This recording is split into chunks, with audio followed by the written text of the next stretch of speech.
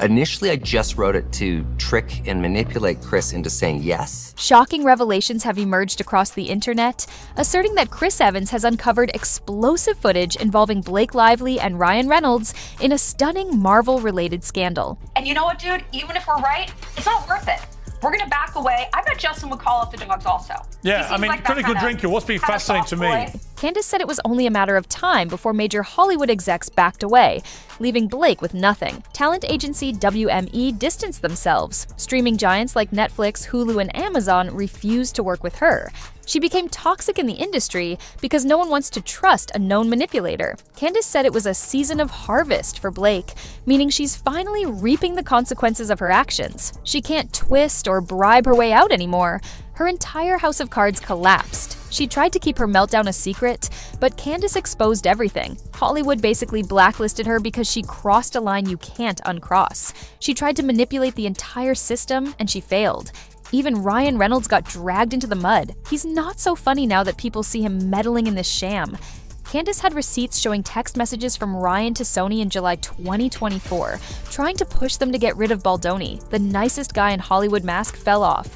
Fans realized he's not as friendly as he pretended to be. He sat back and let Blake throw around insane accusations, but jumped in once their brand was in trouble. People saw the switch and pointed out how fake it all was. Candace called him a narcissist, which he basically proved by strolling down the red carpet, pointing at Blake like a trophy, while they both knew they were lying. Candace zeroed in on how Blake looked at that SNL appearance. She appeared anxious, as if she knew everyone hated her. She didn't want to be there. She recognized the public wasn't on her side anymore. Candace roasted Blake's entire approach to handling the media. The incompetence is mind-blowing. Every plan Blake tried boomeranged. She made statements in March 2025 about how traumatized she was, but it all felt like a performance. She was fine a few months earlier, so why the tears now? She wanted to bury Baldoni in scandalous headlines, but major outlets fact-checked and discovered her contradictions. She threw out random subpoenas in hopes of scaring or silencing people, but it just made her look foolish. Candace ridiculed how ridiculous Blake became, calling these moves pathetic. Then the Taylor Swift fiasco came along, and it flopped in the worst possible way. The evidence reportedly indicates that Lively's role is far more pivotal than anyone first suspected, setting off a frenzy among fans and critics alike. With these findings now in the spotlight, questions swirl about the industry-wide consequences. The one thing that Deadpool is the most coveted of is, of course, Dogpool. We know that Dogpool is Blake Lively. She had no counter-arguments when Candace revealed the facts. People guessed she was throwing things and yelling at Ryan Reynolds, probably telling him to call tabloids to help rescue her image. And I had heard that and known that about her since my days that I was working at Glamour magazine, that she was like really mean to people. Blake even tried to invoke Swift's name like some sort of wizard spell, but Swift's camp shut her down immediately. Candace said that if Blake really had a case, she wouldn't need all these theatrics. A strong case stands on facts, not on celebrity name-dropping or threats. Blake ended up friendless. Her PR team is a joke, Ryan Reynolds is exposed, big media is no longer defending her, and Taylor Swift wants no part of the drama. Candace tore through it all like a hammer through glass, leaving Blake standing in the middle of her own destroyed reputation. Candace also joked about wanting to see the Taylor Swift text messages, which probably show Blake begging and planning her attacks with Ryan. She's confident the texts are embarrassing. She says the only reason Blake resorted to these shady moves is because she didn't have real evidence. If she did, she would have gone straight to court instead of relying on bribes and illusions. The leaked audio from Ari Emanuel confirmed that Blake's team pushed reporters to label Baldoni as a danger and forced Hollywood execs to take sides. Stay tuned as the investigation continues, shedding light on the truth behind the curtain and demonstrating just how quickly major developments can spark a firestorm in Hollywood. Blake Lively orchestrated a Marvel scam, and the proof is about to be exposed. For months, whispers of a massive con have been swirling behind closed doors in Hollywood.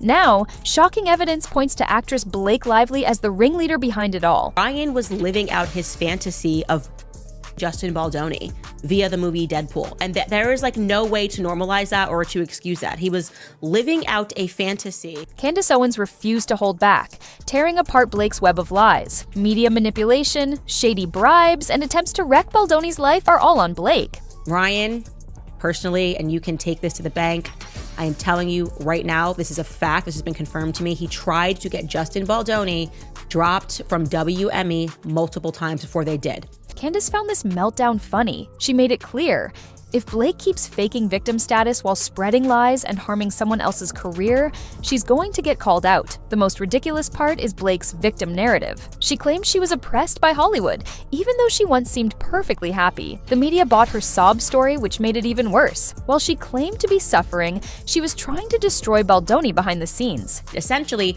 Ryan demanded that Justin Baldoni and Wayfarer lie to the public to save Blake's reputation. Candace called it an act of pure evil. Blake smelled Baldoni's vulnerability and went after him. She pulled cheap tricks, partnered with sneaky PR reps, and tried to turn the world against him. Obviously, if the world found out who she really was, she'd have a reason to be worried. You can't pretend to be a fragile victim while paying PR teams to spread rumors and lies about your enemy. So that's a little Ryan dig right there. Even in the statement he was going to force him to read, making fun of Justin Baldoni and his Man Enough book and podcast and all that stuff. So he's saying you need to be man enough and just say that this is all your fault. Candace showed the receipts, proving that Blake's team fed magazines like TMZ and People with a carefully crafted sob story. She also exposed all the contradictions in Blake's claims. Blake swore in December 2024 that Baldoni was a monster and had caused her long-term pain. But then in February 2025, her own legal documents contradicted her earlier statements. So this is why I love this lawsuit, because this is an insight to the public that everything you read is BS. It's basically blackmail and bribery. Candace called it the lowest possible approach, and she wasn't wrong. Blake tried to act like she was the face of women's equality, but behind the scenes, she was a total tyrant. Her own lawyers privately agreed their case was flimsy. They hoped the media storm would carry them to victory, but once Candace uncovered this, it was game over for Blake. Hollywood finally woke up. The people who usually bow to every celebrity meltdown decided enough was enough.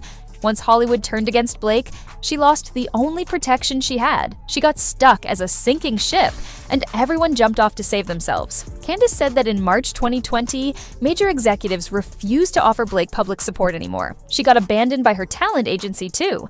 None of the streaming platforms want to give her new projects. She's seen as poison. This situation is the worst downfall for someone who thought she was unstoppable. Meanwhile, the public started to side with Baldoni. In January 2025, 40% believed his story, but by March that jumped to 60%. People aren't dumb. They saw the truth once real proof came out. On social media, Blake is being called the next Amber Heard because the pattern is similar: faking victimhood, spreading false stories, messing up in court, and then the entire plan falling apart in front of the world.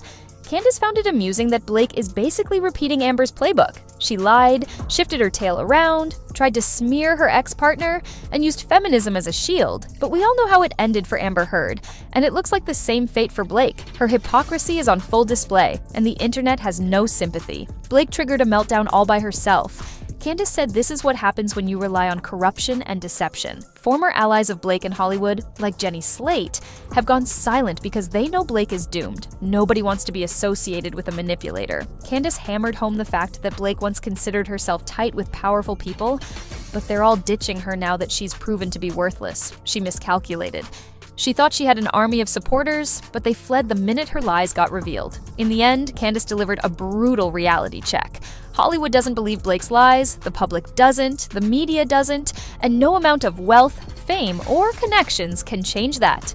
Blake Lively burned everything down by trying to ruin Justin Baldoni with fake accusations. Now she's left with a shattered image and a cloud of scandals. Candace basically guaranteed there is no comeback for Blake. Her meltdown is permanent. She tried to spin the story, but the receipts proved her wrongdoing. She has no one to blame but herself, and the public has seen her true colors. Candace closed by telling viewers to stay tuned for more brutal truth, making it clear that Blake Lively's downfall is complete.